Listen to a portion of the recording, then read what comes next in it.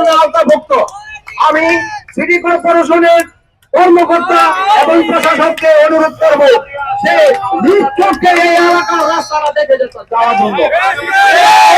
এই এলাকার মানুষ প্রত্যেকটা বিল্ডিংয়ে ফান্ডিং ট্যাক্স দেয়, কারণ কোন নাগরিক সুবিধা এখানে আমরা পাই না।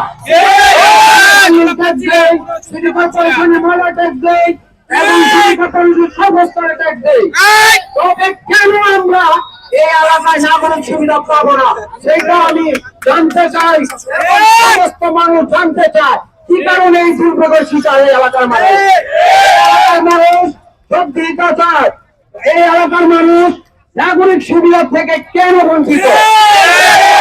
শুধু একটা কথাই বলতে চাই, সিটি কর্পোরেশনের কর্মকর্তা যারা আছে আমরা তাদেরকে অনুরোধ করবো এই রাস্তাকে দ্রুত ব্যবস্থা করার জন্য, নয়তো আমরা ফান্ডিং ট্যাক্স দেওয়া বাধ্য করে দেবো।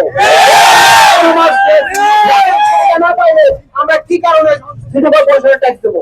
সিটি কর্পোরেশনের কর্মকর্তাকে দৃষ্টি আকর্ষণ করে বলতে চাই আমরা এটা দ্রুত ব্যবস্থা নিয়ে দ্রুত এই সমস্যার সমাধান করে দিতে চাই।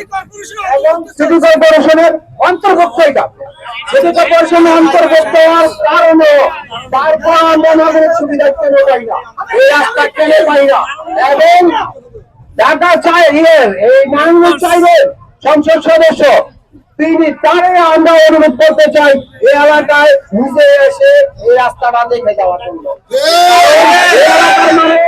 দীর্ঘদিন এই রাস্তায় মানুষ জলবদ্ধতার শিকার, এই জলবদ্ধতা শীত নাই, রোদ নাই, বৃষ্টি নাই, পানি নাই, তারও মারা এই পানির ব্যবস্থা দ্রুত ব্যবস্থা নেবেন এই অনুরোধ জানিয়ে আমি আমার বক্তব্য শেষ করছি। আসসালামু আলাইকুম।